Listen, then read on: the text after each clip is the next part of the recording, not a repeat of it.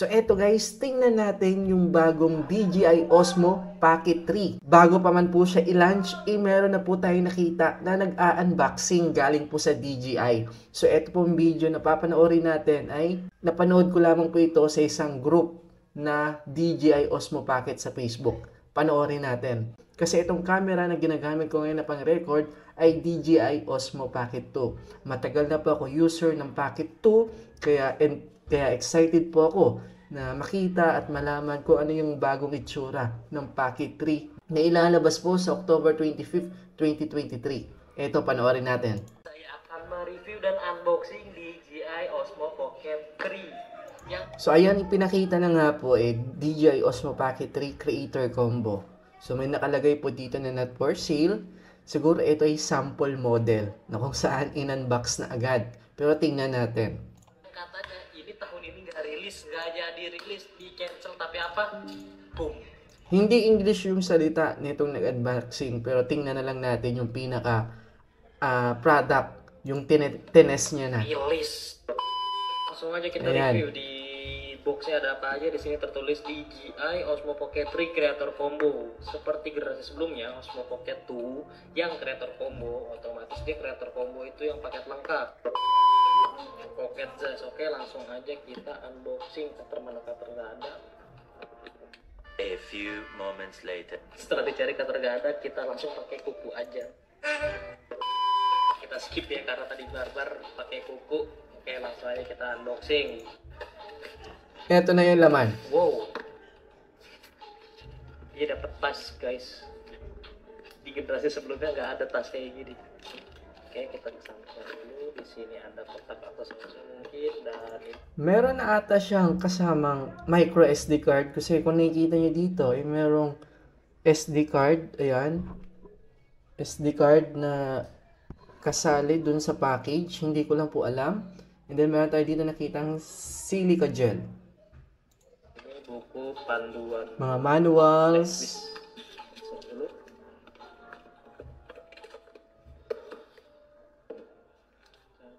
Kita lihat. Fast forward na natin.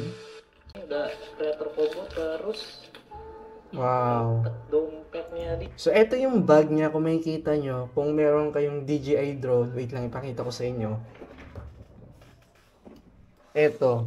So, ito yung DJI bag kapag bibili kayo ng drone. So, sa Osmo Pocket 3, meron na pala siyang kasali na maliit na bag na kagaya nito.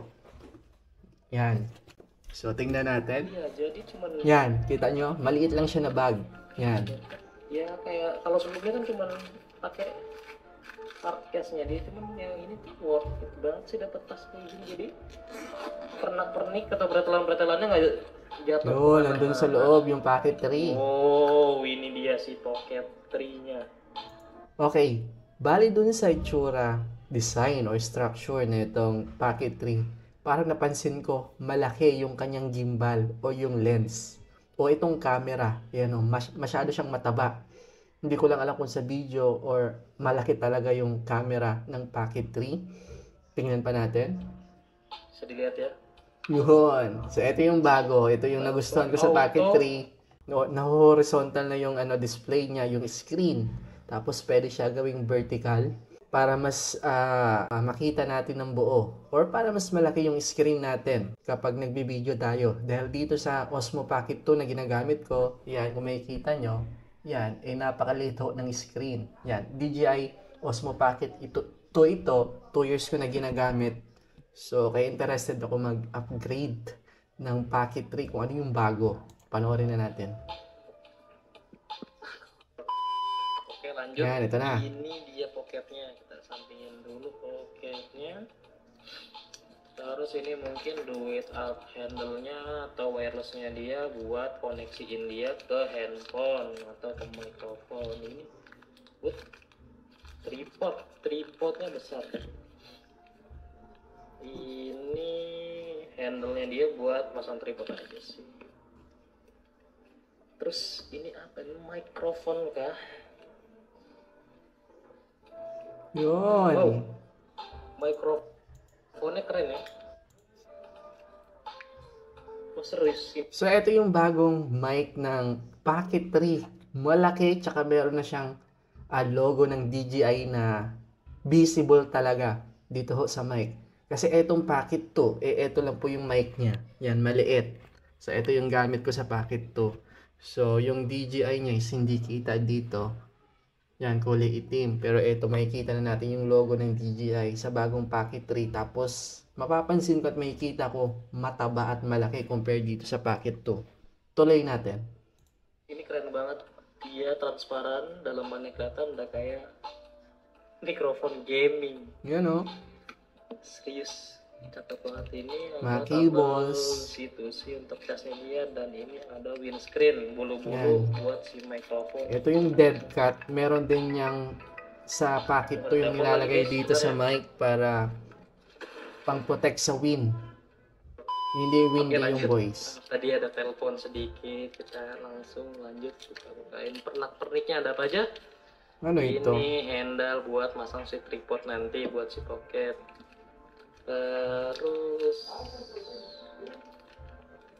ini si tripod ya, tripod bener tripod kan. Oh, meron tripod. Lumayan, enggak May tripod si Pocket 3 at napansin ko malaki. Compare dun sa Pocket 2 na parang stick lang. Ito, mas nagustuhan ko ito dahil para mas grabe yung support ng Pocket 3 kapag itong ginamit mo yung tripod. Kasi yung Pocket 2, ang comment ko doon, napakadali mabaksak or matumba nung tripod ng Pocket 2 compare dito sa bago na Pocket 3 na mataba at malaki na. So siguradong hindi na po matutumba yung Pocket natin kapag ito yung ginamit natin na tripod. kayak dulu ringkih kecil, beda. Terus ini dual handle-nya atau wireless-nya dia sih ini. Ano ito? Buat koneksiin ke aplikasinya DJI Mimo. DJI Mimo. So ito ata yung sa mic, yung parang ano ba to? Receiver. Tama ba? Receiver. Gitu kan, buat Yan. koneksiin ke DJI Mimo. Pero untuk meron masang siyang isa dito na kinakabit din. Hindi ko lang alam kung ano. mikrofon juga. Wireless ini casing belakangan aja deh. Terus apa lagi? Yan, ito yung iba pang cables, cord.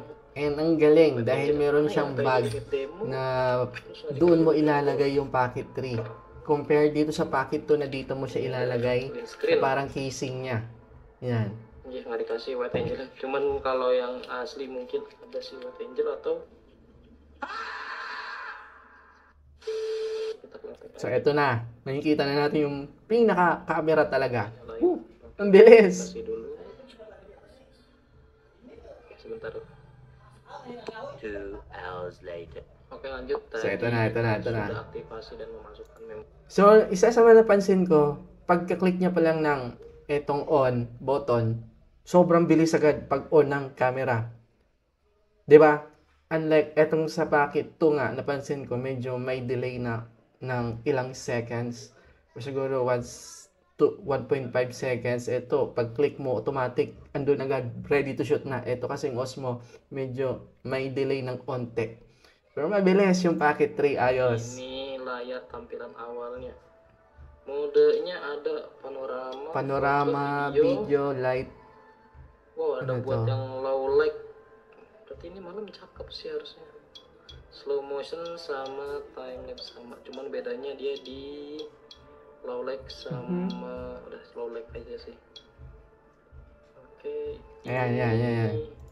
Portrait mode. Coba kita tes. Oke, merekam. Oh, zoom in, zoom out-nya. Mas mabilis na siya i-zoom compare dito sa Pocket 2. Ayan, kung makikita nyo, Langsung ada gambar. napaka-smooth na ng pag-zoom niya. Kita selesain hasilnya portrait atau landscape ini ya. Tapos, kapag iba-vertical niya, ayan. Yan yung output. Kita geser, muter, nggak bisa muter guys. So, ayos. Oh, ternyata kalau mau potret atau So, landscape, isa sa mga napansin ko mga kaibigan, kapag binertical shot mo siya or shoot, parang crop lang ng video, ika-crop lang ni DJI Osmo Pocket 3 yung buong 19 yung buong frame, tama ba? Yung resolution ng Pocket. Ayan, kung makikita nyo, vertical, parang kinat lang yung buong full size na video na 19 by, ano ba yun? Tawag doon yung size na yun. Parang full frame na pang YouTube. 1980 by 1080p, parang ganun. Yung resolution niya. So, mas maganda pa rin siguro na mag-shoot, mga kaibigan, ng full frame, yung buo talaga na pang YouTube. Para sa post-production, pag-edit natin, doon na lang bali ikakat. Kasi kung napapansin natin, yung vertical shooting niya, nakakrop lang yung full na resolution sa vertical shot. Sana po maintindihan nyo. Yan. Tinggal puter Yan, oh. screennya aja. Jadi nggak perlu miringin kamera. Ang bilis, ha? Ini. Wait, mati sendiri.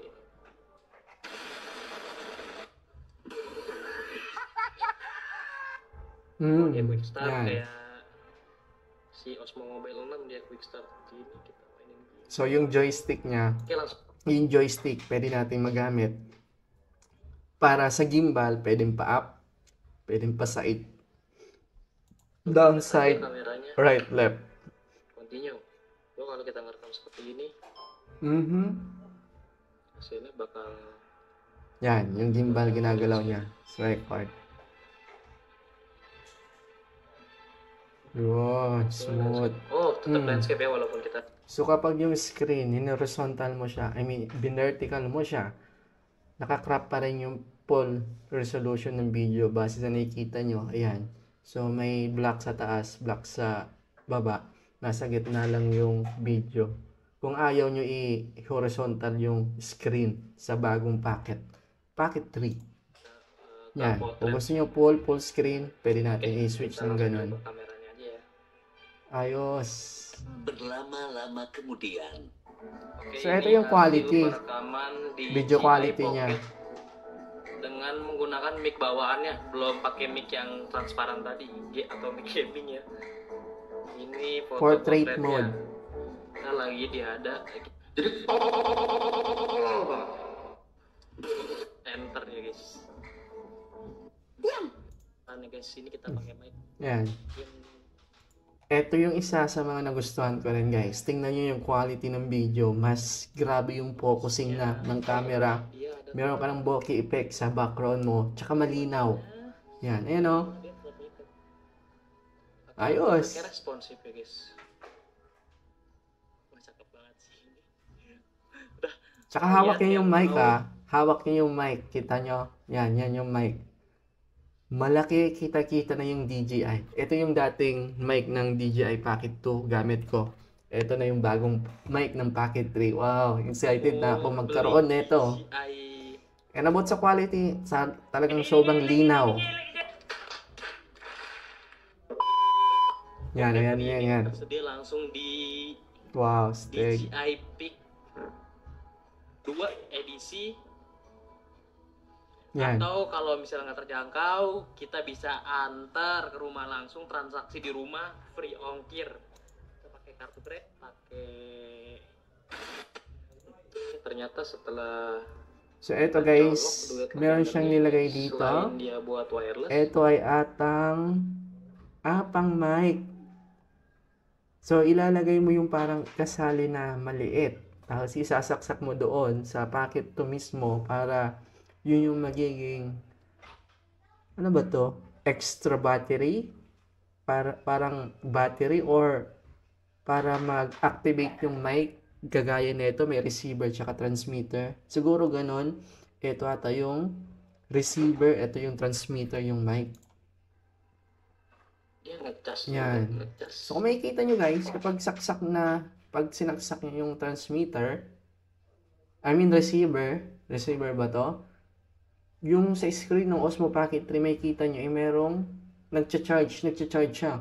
So, pwede siyang transmitter, pwede siyang receiver, pwede rin maging parang battery backup na kung saan pwede ma-charge yung Pocket 2 mo. Ayos. So, mas matagal na malobat yung Pocket 3.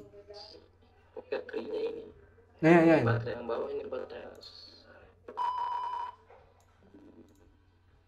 Nah, setelah saya pakai ini So yun lang mga kaibigan, salamat sa panonood. Kung ako ang tatanungin kung bibili pa ako ng Pocket 3 na bago, syempre oo. Bakit? Napatunayan ko na at 2 years na po ako gumagamit nitong Pocket 2 na hanggang ngayon ginagamit ko sa pagre-record ng video na to. At excited ako na masubukan ang bagong Pocket 3 at magamit ko yung mga iilang features ng bagong Pocket Pro, ng Pocket 3.